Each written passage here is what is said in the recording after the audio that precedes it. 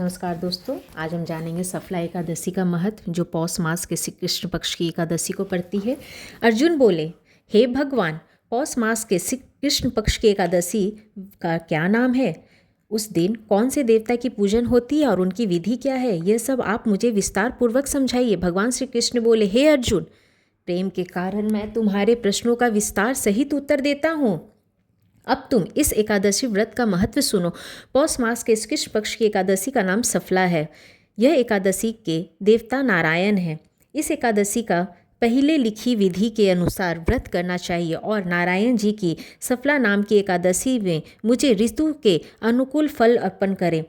मनुष्य को 5 सहस्त्र वर्ष तपस्या करने से जिस पुण्य का फल मिलता है वह पुण्य भक्ति पूर्वक रात्रि जागरण सहित सफला एकादशी का व्रत करने से मिलता है। हे अर्जुन, अब तुम सफला एकादशी की कथा ध्यानपूर्वक सुनो। चंपावती नगरी में एक महिषामान नामक का राजा राज करता था। उस राजा के 4 पुत्र थे। उनको पुत्रों में सबसे बड़ा लुम्पक राजा नामक एक पुत्र महापापी था। वह हमेशा पर स्त्री गमन तथा वेश्याओं के यहाँ अपने पिता का धन व्यर्थ कर आता था। वह सदैव देवता, ब्राह्मण, वैष्णव आदि की निंदा किया करता था। जब उसके पिता को अपने बड़े पुत्र के बारे में ऐसा समाचार ज्ञात हुआ तब उन्होंने अपने राज्य से निकाल दिया।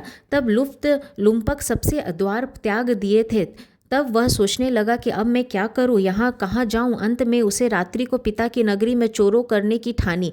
वह दिन में बाहर लगा रहता था और रात को अपने पिता की नगरी में जाकर चोरी तथा अन्य बुरे कर्म किया करता था। रात्रि में वह जाकर नगर के निवासियों को मारता तथा कष्ट देता था। कुछ ही दिनों में उसने समर्थ नगरी को समाप्त कर दिया था। प्रातः उसे पहरेदार पकड़ने पर भी राजा के भय से छोड़ देते थे। जिस वन में वह रहता था वहाँ भगवान को बहुत प्रिय था। उस वन में एक बहुत बड़ा पुराना पीपल का वृक्ष था तथा उस वन को सब लोग देवताओं को क्रीड़ास्थल मानते थे। उस जंगल में पीपल के वृक्ष के नीचे महापापी लुम्पक रहता था। कुछ दिनों बाद पौष मास के कृष्ण पक्ष की दशमी के दिन वह वस्त्रहीन होने के कारण शीत के मारे मूर्छित हो गया। शीत के कारण वह रात्रि को ना सो सका और उसके हाथ पैर जकड़ गए। उस दिन उसकी वह रात्रि बड़ी कठिनता से बीती, परंतु सूर्य नारायण के उदय होने पर उसकी मूर्छा हो गई। सफला एकादशी के मध्यहिंत वह दुराचार्य मूर्छित ही पड़ गया था। जब सूर्य की मर्गी में उस पर गर्मी मिली तब उसे होश आया और उसने अपने स्थान से उठकर गिरते पड़ते वन में भोजन की खोज में चल पड़ा। उस दिन वह जीवों को मारने से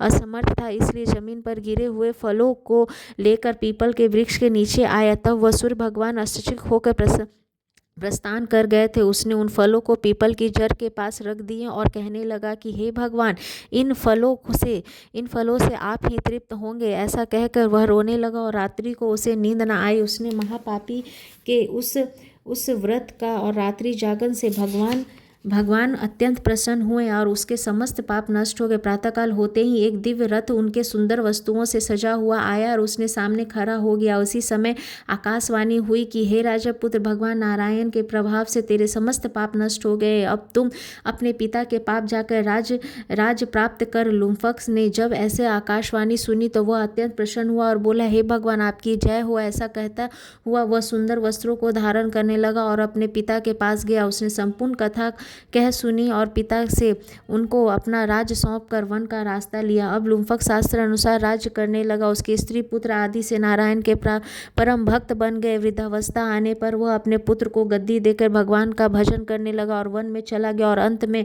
परमानंद को प्राप्त हो गया। इसी प्रकार समाप्त होती है हमारी यह कथा।